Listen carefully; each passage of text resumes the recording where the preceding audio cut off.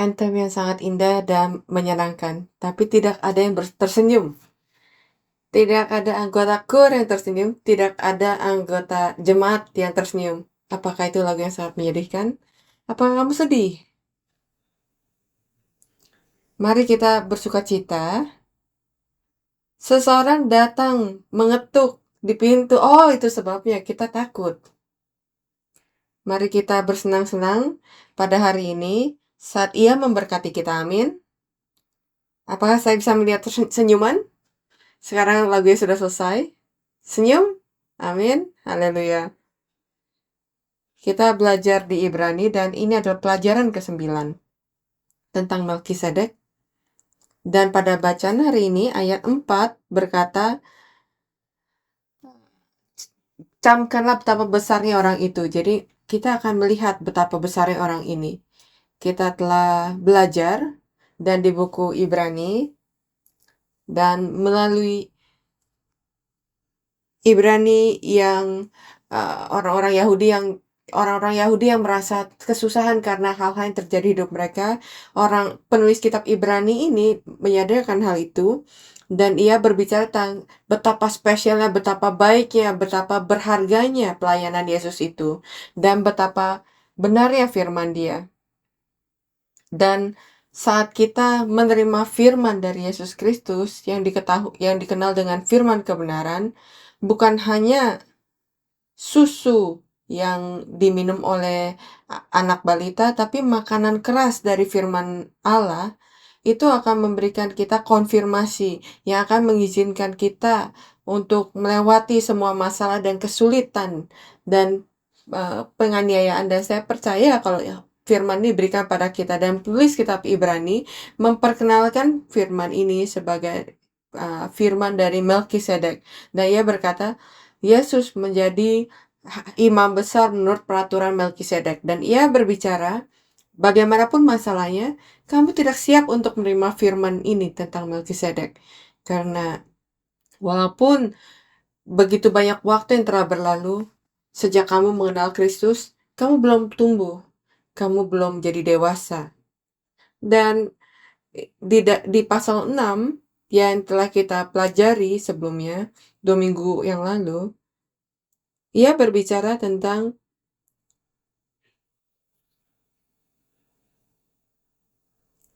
apa pengertian yang lebih dalam tentang firman Allah. Bagaimana rasanya untuk bisa lulus dari pelajaran tentang asas-asas dasar tentang Kristus. Dan kita telah belajar bukan hanya pengertian di kepala, bukan hanya belajar yang mendalam tentang apa yang tertulis dari firman Allah, tapi benar-benar bagaimana hidup sesuai dengan firman Allah. Menerima firman, mengerti melalui hidup kita. Dan mereka yang telah mengerti, mereka yang telah lulus dari asas dasar, dan benar-benar mengimplementasikannya dalam hidupnya, dalam bentuk kasih Allah, bisa mengerti hal tentang Melkisedek. Jadi bukan hanya mengerti dan tahu secara konsep atau pengetahuan apa Melkisedek itu, bukan berarti kamu telah mengerti. Jadi seiring kita melalui hal ini, mari kita sambil berdoa, semoga Allah mengizinkan kita menjadi dewasa dalam iman, sehingga firman Melkisedek ini bisa menjadi milik kita. Amin. Jadi mari kita lihat betapa besarnya, betapa baiknya orang ini. Yang pertama, mari kita lihat tentang peraturan Melkisedek. Ibrani pasal 7 ayat 11. Kita belum baca semua pasalnya, tapi pasal 11 dari bacaan hari ini berkata, karena itu andai kata oleh imamat Lewi telah tercapai kesempurnaan, sebab karena imamat itu umat Israel telah menerima Taurat. Kamu harus mengerti, peraturan Harun itu berdasarkan imamat Lewi. Jadi dikatakan apa sebabnya masih perlu seorang lain ditetapkan menjadi imam besar menurut peraturan Melkisedek. Jadi setelah kita mendapatkan imamat Harun, apakah kita mendapat mempelajari hal yang lain. Apakah kita perlu menerima peraturan lain yang disebut sebagai peraturan Melkisedek dan tidak perlu ikut lagi peraturan Harun? Jadi peraturan apa ini?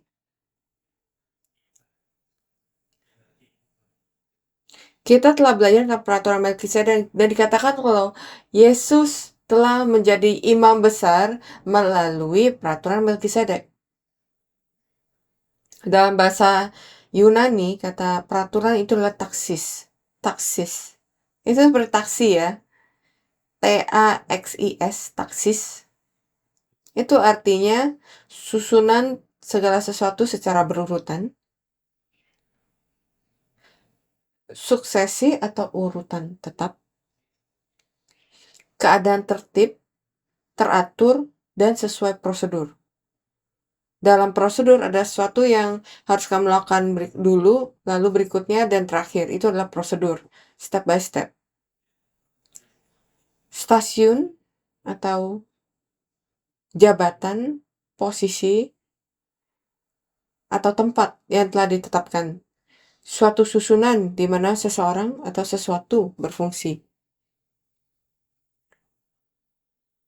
Itu artinya, arti-arti dari ini semua memiliki urutan. Mana yang datang duluan, mana yang datang berikutnya. Apa yang harus kamu lakukan terlebih dahulu, apa yang harus kamu lakukan berikutnya. Susunan, sifat, cara, kondisi. Jadi, imam Israel semuanya berada dalam peraturan Harun di dalam suku atau Bani Lewi, keturunan dari Lewi. Namun karena mereka tidak sempurna, mereka manusia, mereka juga berdosa. Mereka juga korup. Kalau kamu baca buku 6, silsilah imam besar, bahkan imam besar ini di dalam Bani Lewi, mereka semua tuh semua tuh rusak, korupsi.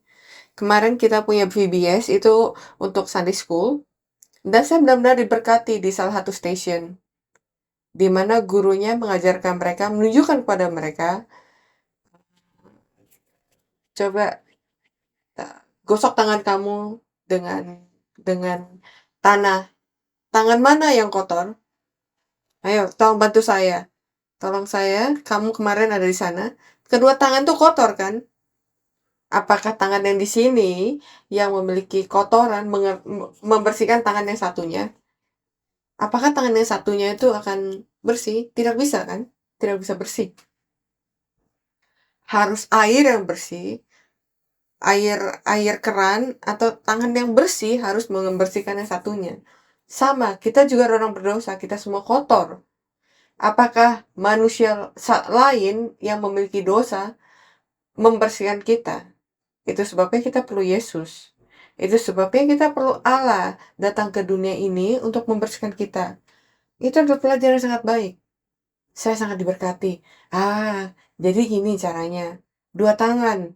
Dua tangan yang kotor. Kita semua kotor. Saya tidak bisa membersihkan dosa kamu karena saya juga orang yang berdosa. Jadi, imam yang ada di peraturan Harun, mereka hanya memenuhi pekerjaan untuk memenuhi hukum, tapi mereka tidak bisa benar-benar memenuhi hukum. Mereka hanya bisa melakukannya secara sementara. Itu sebabnya mereka harus mengulang-ulang persembahan korban. Itu sebabnya kita perlu seseorang yang ada dalam peraturan Melkisedek untuk memberikan kepada kita sesuatu yang lebih baik daripada hukum. Itu mengajarkan kepada kita aturan Melkisedek ada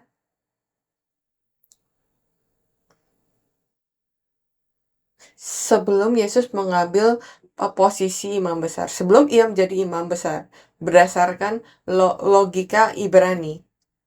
Kamu harus mendengarkan ini dengan sangat hati-hati, karena kamu pasti akan berpikir tentang apa yang saya katakan. Aturan Melkisedek berada sebelum Yesus menjadi imam besar. Apa yang salah dengan teologi ini?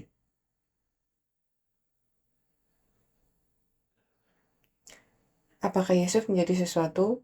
Ia adalah Allah yang menciptakan seluruh dunia, ya kan? Apakah ia bekerja untuk dapat berkualifikasi menjadi sesuatu? Apakah ia menjadi imam besar? Tapi Ibrani berkata ia menjadi imam besar berdasarkan peraturan Melkisedek.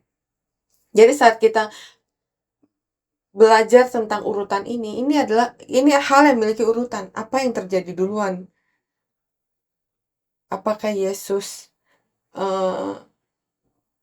datang duluan atau peraturan Melkisedek? Yesus masuk ke dalam peraturan Melkisedek. Kita harus mengerti hal ini. Kita harus tahu siapa Melkisedek dan peraturan Melkisedek ini apa. Mari kita lihat bagian yang kedua tentang Melkisedek. Ia mulai dari pasal ayat 1, sebab Melkisedek adalah Raja Salem dan Imam Allah yang Maha Tinggi. Ia pergi menyongsong Abraham ketika Abraham kembali dari mengalahkan raja-raja dan memberkati dia. Kepadanya pun Abraham memberikan 1/10 dari semuanya. Menurut arti namanya, Melkisedek adalah pertama-tama Raja Kebenaran dan juga Raja Salem, yaitu Raja Damai Sejahtera. Ia tidak berbapa, tidak beribu, tidak bersilsilah, harinya tidak berawal, dan hidupnya tidak bersudahan. Dan karena ia dijadikan sama dengan anak Allah, ia tetap menjadi imam sampai selama-lamanya.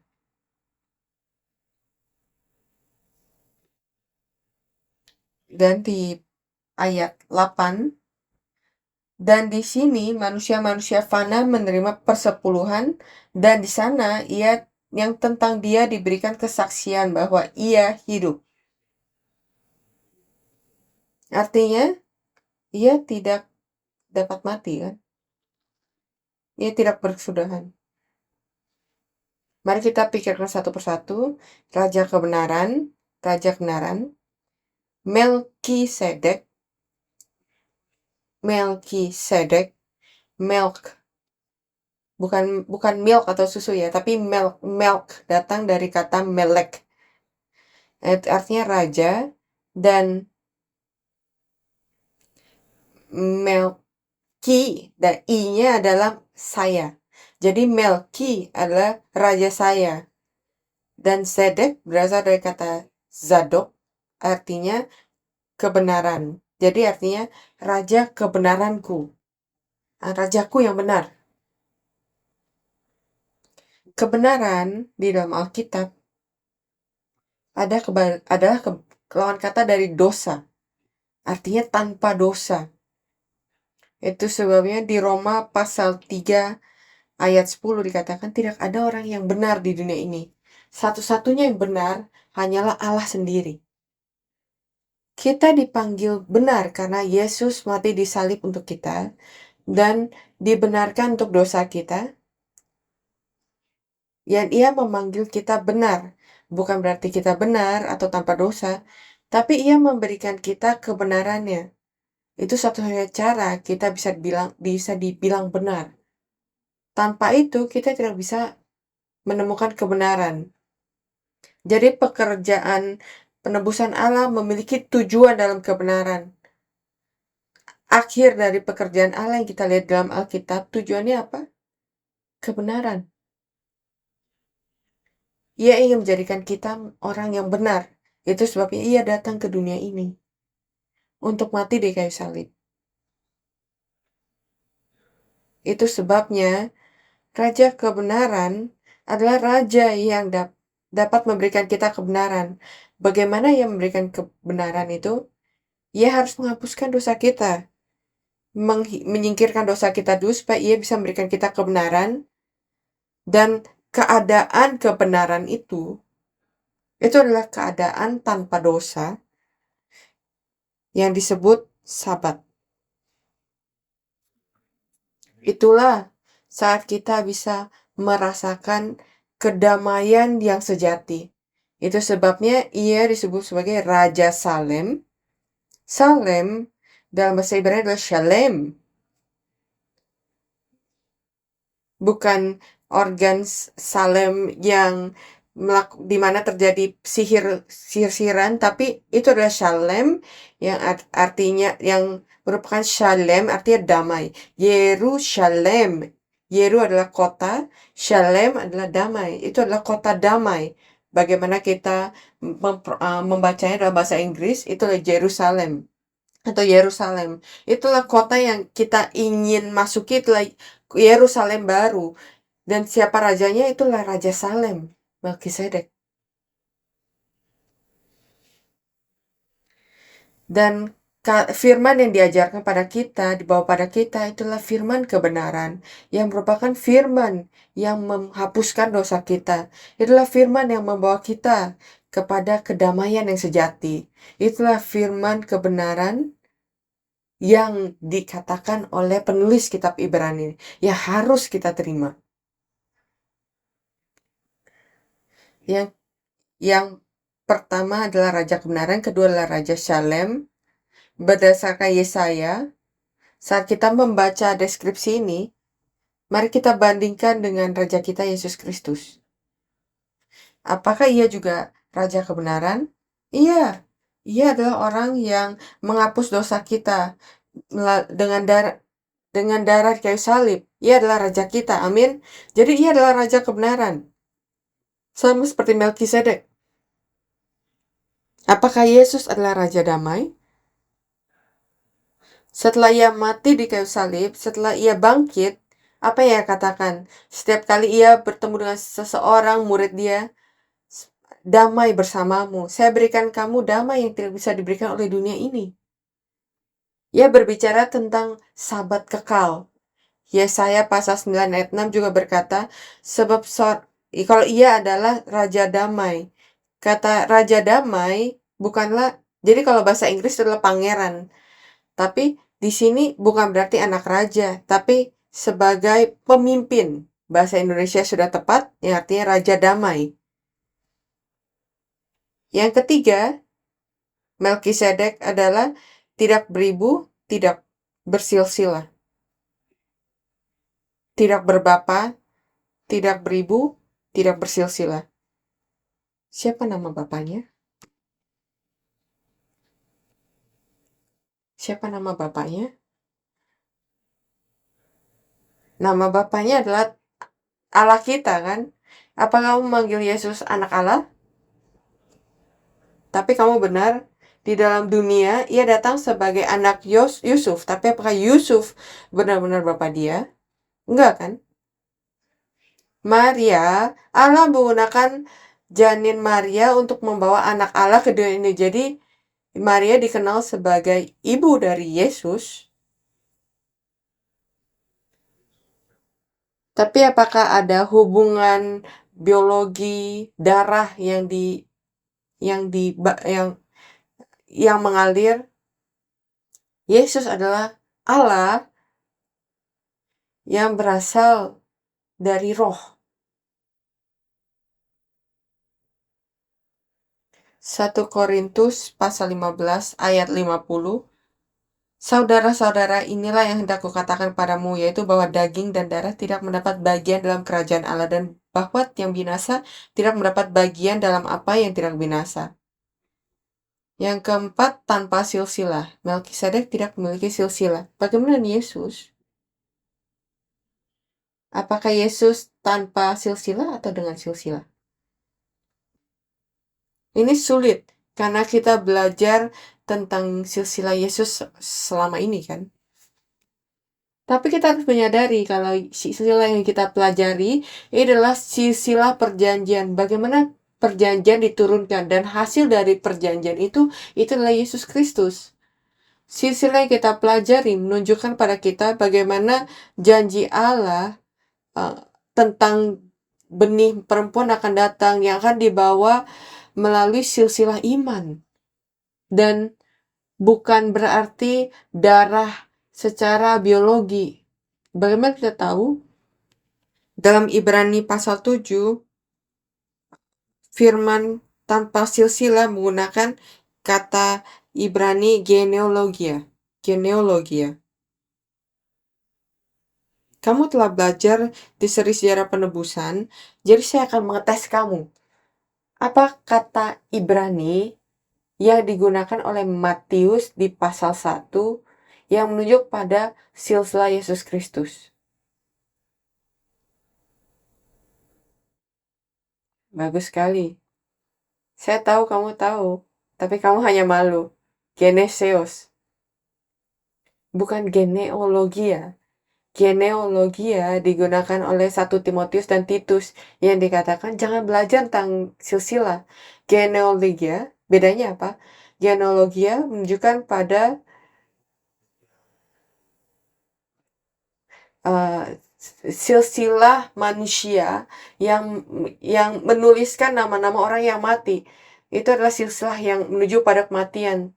Tapi Geneseos dalam buku Matius menunjuk pada silsilah perjanjian Allah, di mana firman Allah yang hidup diturunkan.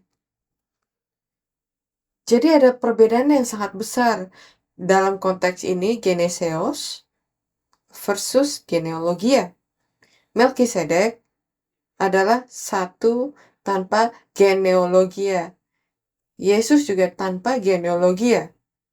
Yesus datang bukan di dalam silsilah atau garis keturunan manusia, tapi ia datang sebagai hasil, sebagai finale firman Allah diturunkan dalam silsilah, dalam generasi. Apakah saya jelas tentang hal ini? Itu sebabnya ia adalah seseorang yang termasuk dalam yang hidup, bukan yang mati. Ia masuk dalam silsilah perjanjian dan silsilah surga, tapi bukan dunia ini. Yang kelima, harinya tidak berawal dan hidupnya tidak berkesudahan. Sama seperti Yesus, ia ada di sana ketika Allah menciptakan seluruh dunia. Yohanes pasal 1 ayat 3 berkata seperti itu. Ia adalah firman yang menciptakan dunia ini. Wahyu pasal 1 ayat 8 dan Wahyu pasal 21 ayat 6. Wahyu pasal 1 ayat 8, Wahyu pasal 21 ayat 6 berkata kalau ia adalah Alfa dan Omega. Ia ada di luar waktu yang memiliki keterbatasan dan lahir dari Roh Kudus. Yang keenam, ia adalah imam kekal dari Tuhan yang Maha Tinggi. Ia adalah kekal, artinya tidak berkesudahan kan? Abadi. Itu juga berarti tidak memiliki awal, tidak memiliki akhir. Ia adalah imam besar. Sebelum kita mengenal waktu, sebelum waktu itu ada. Begitu juga dengan Yesus. Saya akan menjelaskan kenapa buku Ibrani berkata kalau Yesus menjadi imam besar dalam peraturan Melkisedek. Nanti di dalam kesimpulan. Dan dia berkata, ia dibuat seperti anak Allah. Ia seperti anak Allah. Artinya apa? Siapa anak Allah? Yesus adalah anak Allah. Dikatakan Melkisedek seperti anak Allah. Apakah ini artinya ia adalah anak Allah? Atau ia sama seperti anak Allah? Atau ia hanya seperti anak Allah? Artinya apa? Ia seperti anak Allah. Sangat ambigu ya. Sangat abu-abu di sini. Kata Ibrani yang digunakan itu adalah homoreo. Artinya seperti. Ia juga berarti memiliki sifat yang sama atau serupa. Tidak persis namanya dalam segala aspek dan kondisi, tapi memiliki hakikat yang sama. Saya tidak tahu apakah analogi ini cocok, tapi saya berikan contoh. Ada orang yang melihat saya hanya setiap hari Minggu dengan dasi dan jas, tapi kadang-kadang ada yang melihat saya setiap hari di mall atau di fair price supermarket dengan celana pendek dan pakaian yang santai dan sendal jepit. Mereka lihat dan berkata, ini sangat seperti pendeta Sam tapi juga sangat berbeda. Dia seperti pendeta Sam. Apakah ia pendeta Sam atau ia seperti pendeta Sam atau ia adalah pendeta Sam yang berbeda? Apa artinya Apa arti dari orang itu ketika berkata, "Orang ini mirip ya dengan Pendeta Sam." Tidak seperti Pendeta Sam yang saya selalu lihat setiap minggu. Saya berharap saya tidak melakukan hal yang buruk pada orang itu. Tapi gaya saya mungkin beda, dasi saya dengan jas sangat keren, tapi dengan celana pendek dan sendal jepit, saya mungkin kelihatan berbeda. Kondisi yang berbeda, postur yang berbeda, situasi yang berbeda. Tapi saya masih saya, hakikat yang sama. Tapi tidak mirip karena berbeda kondisi dan aspek. Yang berikutnya, Abraham, sang bapak dari bangsa, memberikan 1/10. Jadi ini adalah fokus, ini adalah pesan utama dari penulis Ibrani di kitab Ibrani pasal 7. Sebelumnya itu hanya deskripsi tentang garis keturunan. Oh ya, dia adalah raja kebenaran. Tapi tujuannya apa? Tujuan dari penulis Ibrani diskusikan di sini adalah Melkisedek, hubungannya dengan Abraham. Apa yang ia lakukan? Kamu lihat di ayat 2, kepadanya pun Abraham memberikan 1/10 dari semuanya. Menurut arti namanya, Melkisedek adalah pertama-tama raja kebenaran. Tapi alur dari dan topik dari semuanya adalah Abraham, 1/10 dari semuanya. Ayat 4-10, camkanlah betapa besar orang ini yang kepadanya Abraham, bapa leluhur kita, memberikan 1/10 dari segala rampasan yang paling baik. Dan mereka dari anak-anak Lewi yang menerima jabatan imam mendapat tugas menurut hukum Taurat untuk memungut 1/10 dari umat Israel, yaitu dari saudara-saudara mereka, sekalipun mereka ini juga adalah keturunan Abraham. Dan berikutnya, ayat 9 dan 10 berkata, maka dapat dikatakan bahwa dengan perantaraan Abraham dipungut juga persepuluhan dari Lewi yang berhak menerima persepuluhan. Sebab ia masih berada dalam tubuh bapa leluhurnya ketika Melkisedek menyongsong bapa leluhurnya itu. Apa katanya di sini? Abraham memberikan 1/10. Mungkin dia hanya memberikan tribut atau sesuatu. Tapi dikatakan di sini, penulis kitab Ibrani mengatakan ini persepuluhan. Ini perpuluhan. Seperti yang diperintahkan oleh Allah kepada seluruh anak Israel, berikan kepada orang-orang Lewi. Apa katanya di sini? Perintah Allah sesuai dengan hukum Taurat, orang-orang Israel memberikan persepuluhan pada orang-orang Lewi dan diberikan melalui Musa di padang gurun kan, tapi Melkisedek datang pada zaman Abraham. Tapi semua orang-orang Israel di masa depan yang akan diberikan kepada orang-orang Lewi akan diberikan pada Melkisedek sebenarnya. Semua perpuluhan yang kita diberikan pada Melkisedek. Karena di bawah hukum, melalui Musa, untuk orang Lewi menerima semua perpuluhan, dan orang Lewi di dalam perut Abraham ketika Abraham memberikan perpuluhan pada Melkisedek. Jadi semua perpuluhan yang diterima oleh orang Lewi diberikan pada Melkisedek melalui Abraham. Apa kita jelas tentang hal ini? Ini yang dikatakan oleh Ibrani pasal 7. Ini yang coba ia jelaskan di sini. Dan itu ketika ia berkata, pikirkan betapa besarnya orang ini. Siapa yang pantas menerima perpuluhan? Itu Allah kan? Jadi apa yang dipikirkan oleh Abraham, bagaimana apa yang dipikirkan oleh Abraham ketika ia memberikan Melkisedek perpuluhan? Perpuluhan itu 1/10.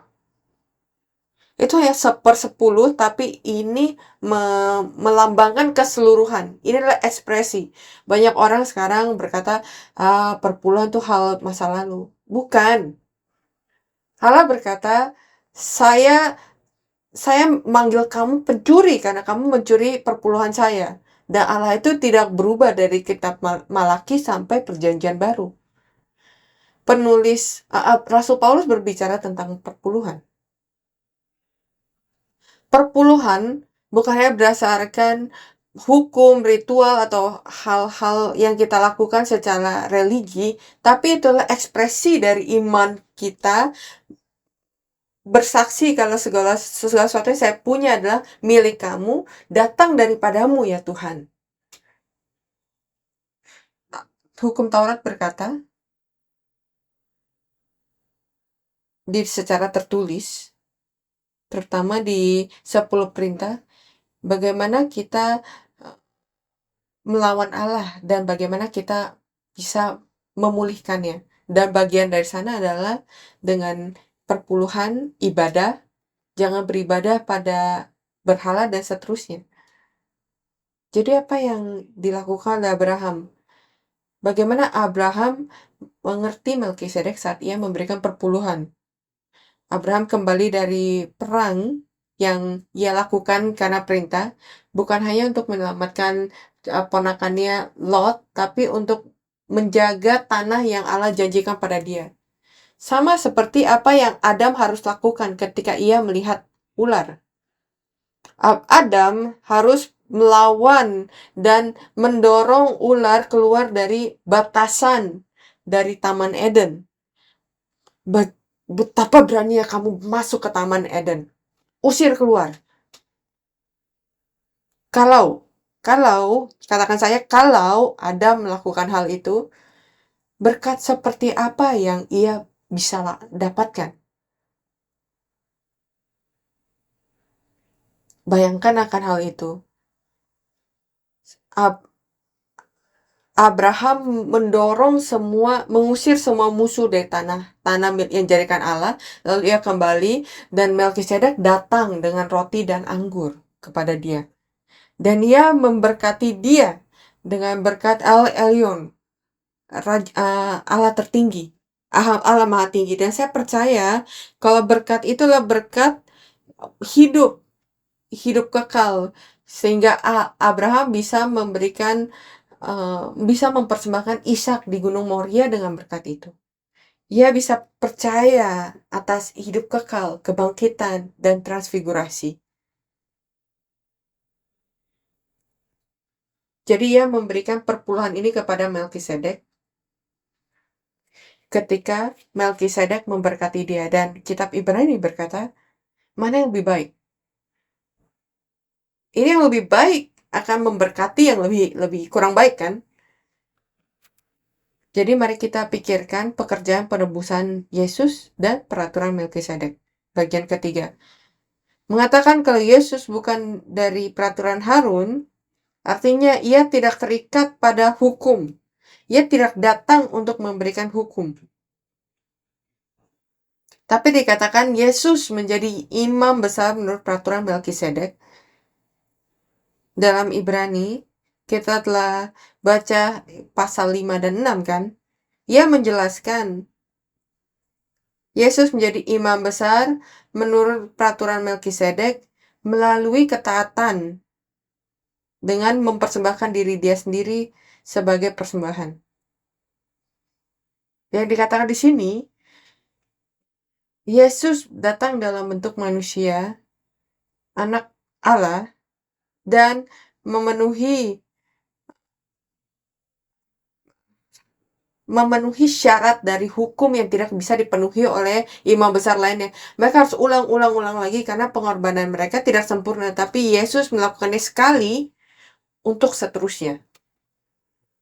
Dan itu sebabnya hukum tidak bisa mengikat dia lagi karena ia telah menggenapinya, menyelesaikannya. Ia datang ke dunia ini di bawah hukum, tapi ia menggenapinya dan ia sekarang di atas dari hukum. Dan sekarang Ia memenuhi semua syarat dari imam-imam yang datang dari peraturan Harun, dan sekarang ia datang berdasarkan peraturan Melkisedek. Mari saya berikan satu contoh lainnya. Semoga ini bukan analogi yang sempurna lagi, tapi semoga ini bisa membantu. Ada satu raja yang sedang bersiap-siap untuk memulai proyek ini, untuk membuat bangsa ini menjadi bangsa yang lebih besar, lebih baik. Tapi tiba-tiba musuh datang dan menyerang kerajaan ini. Jadi raja ini datang berperang. Ia adalah pemimpin dari perang itu.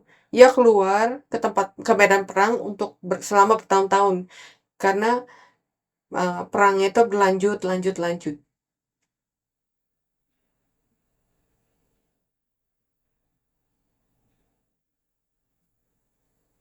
Kamu ingin rajanya itu menang atau kalah? Ini adalah kerajaanmu, bangsa kamu. Kamu ingin rajanya menang atau kalah? Ia menang kan? Setelah bertahun-tahun, ayah menang dan ia kembali dalam ke kerajaannya. Apa yang ia lakukan? Apa yang ia lakukan? Ingat, ada banyak proyek yang ia ingin lakukan kan? Itulah pekerjaan utamanya, ya kan? Tapi karena perang, ia harus menghentikan hal itu. Jadi ketika ia pergi ke perang, ia dengan pakaian perang dia jenderal, komandan perang. Ia menggunakan posisi itu, jirah perang dia di medan perang, tapi itu hanya ketika sampai perang itu berakhir. Sampai perang itu selesai. Begitu perang itu selesai, saat perang itu terjadi, ia mengikuti uh, tuntunan posisi jenderal komandan perang itu. Tapi sekarang ia balik lagi ke tatanya, ia kembali ke peraturan yang sebenarnya, di mana ia memperluas dan membuat kerajaan dia semakin kuat. Yesus adalah raja yang menciptakan segala sesuatu. Tapi karena manusia gagal, dosa dan kematian datang, Yesus datang ke dunia ini dalam inkarnasi. Melalui inkarnasi, ia menjadi manusia, ia datang dalam daging, dan ia datang sesuai dengan perjanjian sebagai benih dan anak dari seorang perempuan, dan ia menggenapinya. Ia menang melalui salib. Ia menang. Roma pasal 5 ayat 12-13, sebab itu sama seperti dosa telah masuk ke dalam dunia, satu orang, dan oleh dosa itu juga maut. Demikianlah maut itu telah menjalar kepada semua orang. Karena semua orang telah berbuat dosa. Sebab sebelum Taurat ada, telah ada dosa dunia. Yesus memenuhi hukum itu. Roma pasal 6 ayat 23, sebab upah dosa ialah maut, tetapi karunia Allah ialah hidup yang kekal dan dalam Kristus Yesus Tuhan kita. Yesus datang dengan nama baru, yaitu Yesus kan. Matius pasal 1 ayat 21, ia diberikan nama.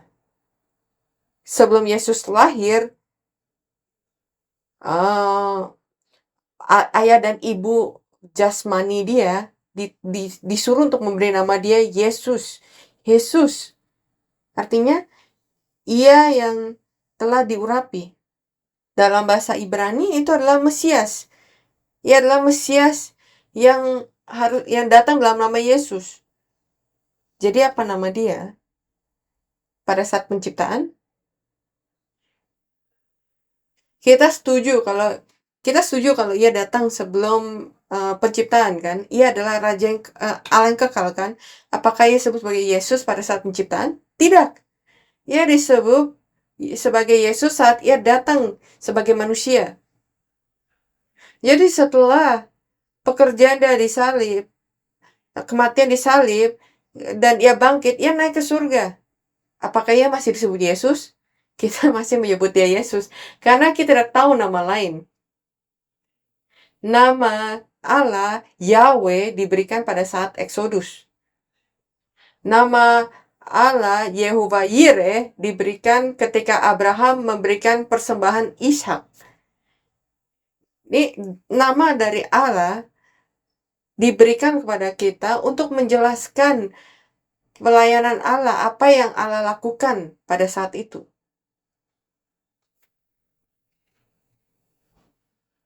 Jadi setelah menyelesaikan masalah dosa, Yesus menjadi imam besar pada peraturan Melkisedek.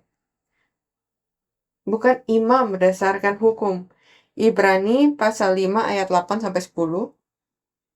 Dan sekalipun ia adalah anak, ia telah belajar menjadi taat dari apa yang telah dideritanya. Dan sudah ia mencapai kesempurnaannya, ia menjadi pokok keselamatan yang abadi bagi semua orang yang taat kepadanya. Dan dia dipanggil menjadi imam besar oleh Allah menurut peraturan Melkisedek. Ibrani pasal 7 ayat 10 sampai 20, 11 sampai 20. Saya belum baca dan saya tidak akan baca ini semua untuk menghemat waktu, tapi tolong kamu baca.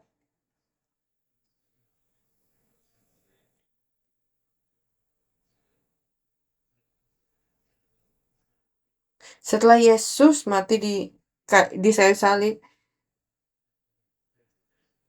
sebab tentang dia diberi kesaksian, kaulah imam untuk selama-lamanya menurut peraturan Melkisedek.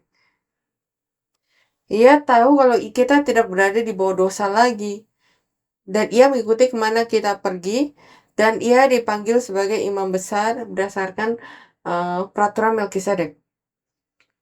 Dari pohon pengetahuan baik dan buruk, kita kita menerima kutukan kematian dan ia harus menyelamatkan kita dari kutukan itu. Itu adalah Yesus. Sekarang kita diselamatkan dan kita dibebaskan dari kutukan pohon pengetahuan baik dan jahat, seperti yang dikatakan oleh Ibrani. Kamu harus bisa membedakan antara baik dan buruk sekarang melalui firman kebenaran. Jadi kamu tidak boleh menyalibkan Yesus lagi. Dan kita telah dibebaskan dari pohon pengetahuan baik dan jahat. Apa langkah berikutnya? Kita harus menuju pohon kehidupan, ya kan? Siapa yang akan menuntun kita ke sana?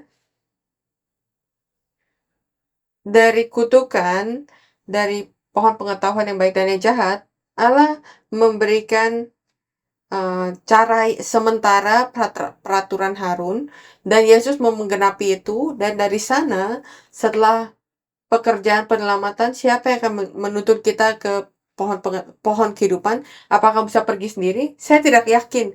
Kalau kita bisa pergi sendiri, kita pasti sudah pergi, kan? Kita tidak memiliki kemampuan itu. Seseorang harus menjadi perantara untuk kita. Pekerjaan perantara itu disebut imam, imam besar. Itu adalah imam besar dalam peraturan Melkisedek yang bisa membawa kita, menuntun kita ke pohon kehidupan. Menuju ke kehidupan kekal, sahabat yang kekal. Konklusinya, siapa yang memulai peraturan Melkisedek? Pertanyaan yang kita sedang bergumul adalah pada saat Alkitab berkata kita mengikuti peraturan Melkisedek, apakah Melkisedek ada sebelum Yesus? Tidak mungkin, kan? Karena Yesus adalah pencipta seluruh dunia, ia kekal, dia tidak memiliki awal. Bagaimana ada yang lebih awal dari Allah Tritunggal?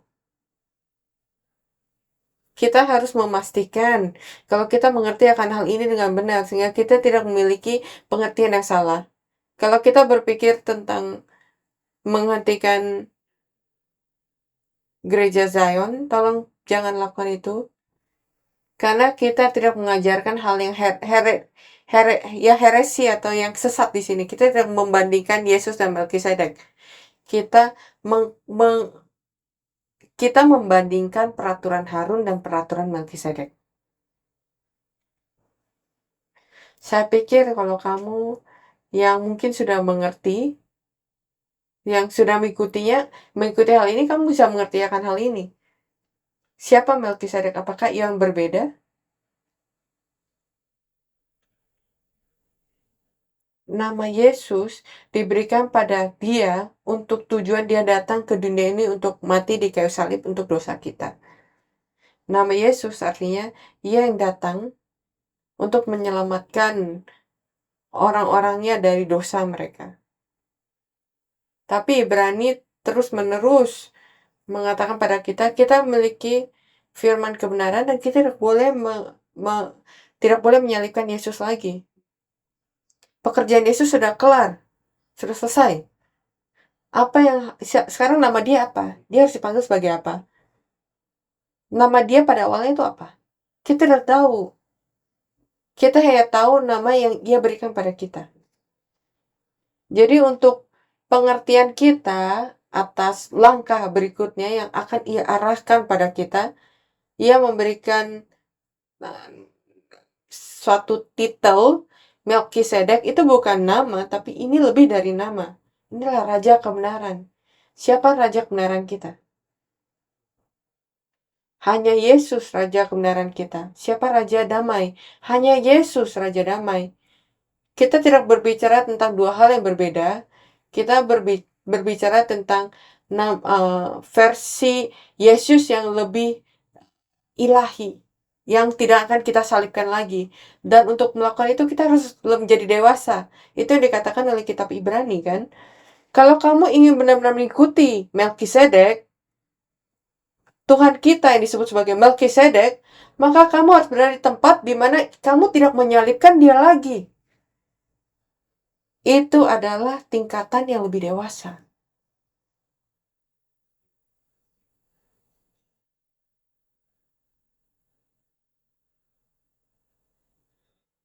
Jadi nama Melkisedek menggambarkan pelayanan Tuhan kita dan status sebelum kejatuhan dan sesudah penyelamatan. Kita membutuhkan dia. Kalau kita ingin mendapatkan hidup yang kekal. Peraturan Melkisedek ditentukan oleh Allah sendiri, Yesus sendiri. Hanya Ia harus menurunkan diri dia sendiri dari posisi itu sampai level kita. Dan pada saat Ia berkata, Ia menjadi imam besar berdasarkan peraturan Melkisedek, artinya Ia sekarang membawa kita ke level itu. Saya benar-benar berdoa, setiap member gereja Zion bisa mengikuti dia dalam peraturan Melkisedek. Semoga kita tidak menyalibkan dia lagi. Semoga kita bisa menjadi dewasa secara rohania, supaya kita bisa mengikuti tuntunan dia sampai ke pohon kehidupan. Semoga hidup itu menjadi kedamaian kita, kebenaran kita. Semoga hidup itu menjadi kekal bagi kita semua. Amin. Mari kita berdoa. Allah Bapa, kami bersyukur karena berkat hidup kekal yang Tuhan kita Yesus Kristus datang dan mengorbankan dirinya sehingga Ia bisa sehingga kita bisa memanggil dia Raja Kebenaran dan Raja Damai. Bantu kita menjadi orang-orang yang benar dan orang-orang yang damai dalam kerajaan Allah, dalam gereja Zion. Semoga kita bisa menyembah Kamu sehingga menjadi orang-orang jemaat yang benar sehingga bisa menerima firman kebenaran ini. Kami percaya Engkau telah membawa semua dosa kita. Dan kami bersyukur atas hal ini Bapa. Dan sekarang Bapa, tolong bantu kami untuk bisa berjalan sesuai dengan jalan kebenaran dan hidup yang Kau berikan pada kita. Dan kami berdoa Bapa, Engkau akan mengusir semua kegelapan dosa dan ketertarikan kita pada dosa. Dan semoga kita bisa menerima pohon kehidupan dalam hidup kita. Terima kasih atas kasih karunia-Mu. Semoga Engkau bersama dengan semua jemaat yang beribadah bersama-sama hari ini. Dan kami berdoa ini semua dalam nama Tuhan kita Yesus Kristus yang kudus. Amin. Mari kita bersyukur pada Allah.